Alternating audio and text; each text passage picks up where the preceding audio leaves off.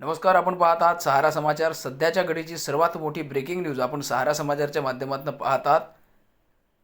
पत्रोड police station हद्दीतील वागडो येथील युवकाला विजेचा जबर शॉक लागल्याने 20 वर्षीय युवक हा जाग्यावरच गतप्राण झाला आहे.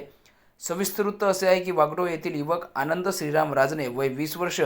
स्थानिक नागरिकांच्या मते हा युवक आनंद श्रीराम राजने हा आपल्या घरकुल बांधकामावर पाणी टाकण्याकरिता लागून असलेल्या शहानूर कालव्यामध्ये मोटर टाकून पाणी मारण्याचे प्रयत्न करत असताना अचानक मोटर कालव्यात बुडाली आणि लगेच आनंद ह्याला जबरदस्त शॉक लागला. त्यामुळे आनंद हा जागेवरच गतप्राण झाला.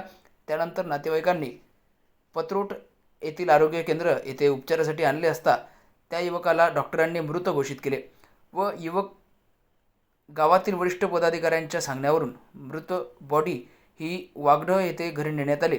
परंतु घटनेची माहिती मिळताच उपविभागीय पोलीस अधिकारी ठाणेदार पत्रोट यांनी सदर युवकाला शवविच्छेदन करण्याकरिता आरोग्य केंद्र येथे आणण्यात आले.